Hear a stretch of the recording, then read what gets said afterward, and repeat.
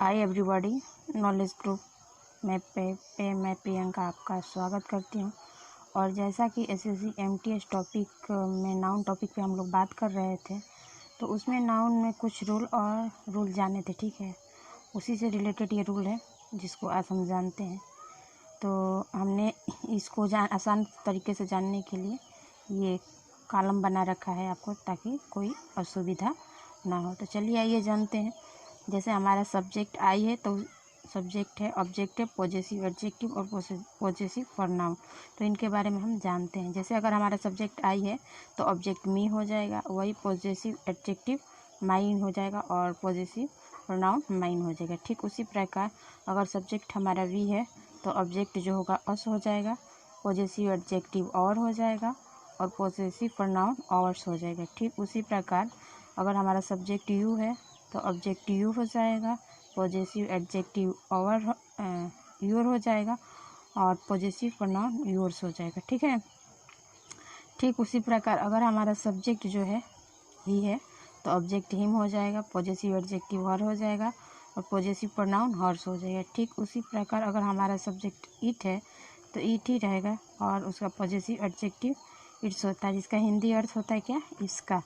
और possessive pronoun भी it's हो जाएगा। दे है तो दे का देम हो जाएगा ऑब्जेक्ट और पॉजेसिव एडजेक्टिव देयर, और इसका हिंदी अर्थ होता है उनका, या पॉजेसिव प्रोनाउन इसका क्या हो जाएगा, देयर्स हो जाएगा।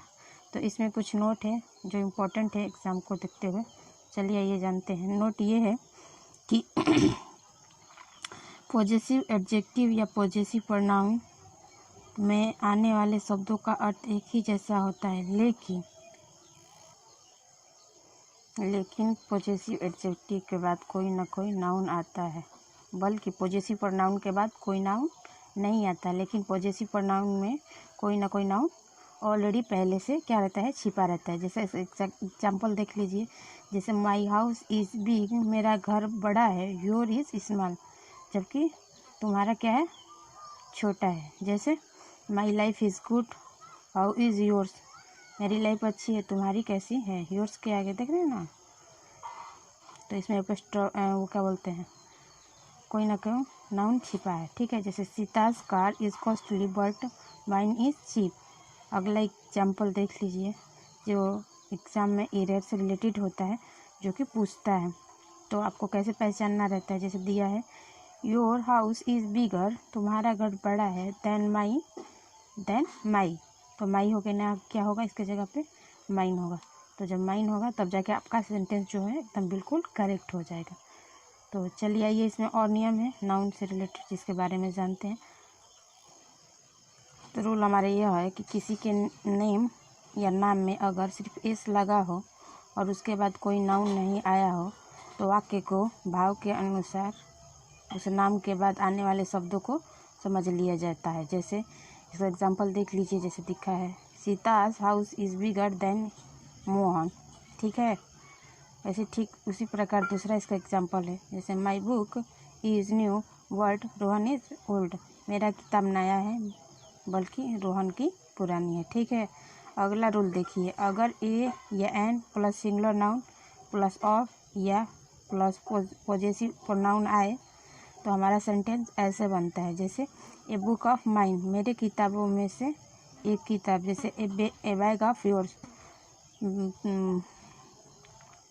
बहुत सारे बैगों में से कोई एक बैग होगा। My friend is of yours, बहुत सारे दोस्तों में से कोई मेरा एक दोस्त होगा। जैसे एग्जाम्पल इसका देख लीजिए जो एग्ज़ाम के पॉइंट ऑफ व्यू से आता है, जिसको आप आसानी से समझ सकें।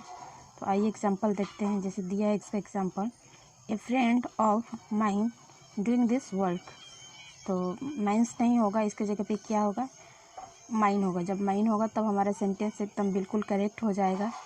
ऐसे ही ठीक दूसरा एग्जांपल है। जैसे a book of yours has been read by me, तो योर्स ना होके क्या होगा, एपोस्ट्रोफी लगा के योर्स बनाया है ना, योर्स, तो एपोस्ट्रोफी योर्स नहीं हो, क्योंकि योर्स हो जाएगा, तब जाके हमारा सेंटेंस बिल्कुल करेक्ट हो जाएगा। चलिए आइए और कुछ नियम है जिसके बारे में हम जानते हैं, देखते हैं। तो रूल ये है हमारा कि यदि uncle doctor S T Thomson या एस टी एक्सियर जैसे शब्दों में इस लगा हो तो इसके बाद क्रमशः house, shop clinics and school मान लिया जाता है। जैसे इसका एग्जाम्पल देखिए, जैसे दिया है अंकल्स, अंकल्स मतलब अंकल्स हाउस, या बार्बर्स, बार्बर मतलब बार्बर शॉप्स, या डॉक्टर्स क्लिनिक, डॉक्टर का क्लिनिक है ना होता है, तो इसे क्लिनिक मान लिया जाता है। ठीक है, जैसे एस टी थॉम्सन या एस.टी. एक्सवियर्स, तो यहाँ पर क्या मान लिया जाएगा, एस.टी. एक्सवियर स्कूल्स। अगला रूल हमारा ये कहता है, जैसे समवन, एनीवन, एवरीवन और नॉन के साथ एस लगाया जाता है। तो आइए जान लेते हैं कि समवन का मतलब क्या होता है। समवन का मतलब होता है कोई एक, एनीवन का मतलब होता है कोई या कुछ होता है, और एवरीवन का मतलब होता है हर एक या हर एक में से कोई एक होता है। ठीक है, तो आइए इसका एग्जाम्पल देख लेते हैं। जैसे समवन्स हाउस, किसी का घर। ठीक है, किसी का घर। जैसे एवरीबॉडी इज फेट, हर किसी का किस्मत। नो वंस बुक, किसी का किताब नहीं। नॉन का मतलब होता है ना, नो में से किसी का किताब नहीं। और इसमें है जो और भी रूल, तो उसके बारे में आइए जानते हैं। लेकिन यदि उनके साथ ही अन्य जुड़ जाए तो अन्य में इस लगाते हैं। जैसे इसका एग्जाम्पल देख लीजिए, जैसे दिया example, I don't touch body book.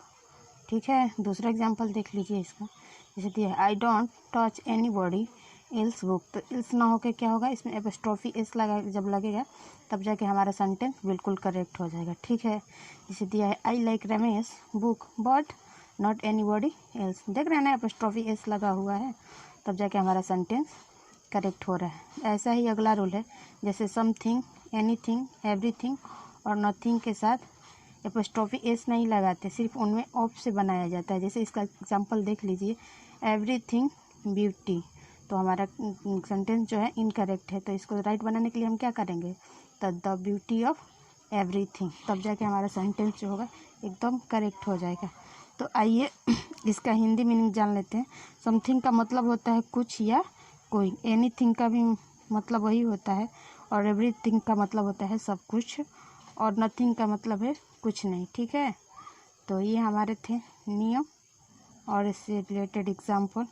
तो आइए इसमें नाउन्स में और कुछ एग्जाम्पल है जो जानते हैं नाउन से जुड़ी हुई। तो आइए देखते हैं अगला रूल। जैसे रेसिप्रोकल प्रोनाउन को दो तरीके से हम जानते हैं, जैसे इस अदर और एक होता है वन अनदर। तो इसमें दो होते हैं, ईच अदर का मतलब होता है एक दूसरे या दो के लिए होता है, और वन अनदर का मतलब होता है एक इन दी अर्थ, एक दूसरे या दो से अधिक व्यक्तियों के लिए होता है। जैसे Ram and Shyam are fighting with each other, तो ईच अदर जो है हमारा गलत है, इसके जगह क्या होगा, वन अनदर हो जाएगा। तो अगला रूल है, जगह के नाम के साथ एपोस्ट्रोफी एस लगाते हैं। जैसे बलियाज पीपल्स आर वेरी काइंड, या दूसरा एग्जांपल ले लीजिए, पटना कोचिंग इज माइन। तो ये थे आज के हमारे नियम नाउन से रिलेटेड। ठीक है, तो रूल हमारा यह है कि समझसूचक शब्दों के साथ एपोस्ट्रोफी एस लगाया जाता है। जैसे अ वीक लीव्स, ठीक है, ए 2 days प्लांट, ए डेज लीव्स या 5 days लीव्स। तो ऐसे लगाएंगे सेंटेंस में तो हमारा सेंटेंस जो होगा करेक्ट होगा। ठीक है, अगला रूल ये हमारा कहते हैं कि वजन, वेट या मनी, धन के साथ भी एस लगाया जाता है। जैसे 1 किलो वेट और रुपीज़ वैल्यू। ठीक है, अगला एग्जांपल लिया है कि 5 टन्स वेट। ठीक है, तो ये ऐसे ही कुछ और नियम है नाउन से रिलेटेड जिसके बारे में हम जानते हैं। तो चलिए आइए देखते हैं उसके बारे में। तो अगला रूल है, मानकीकृत वस्तुएं या पर्सनिफाइड थिंग्स के साथ एस लगाते हैं। जैसे mines I, death hands, Fortune for.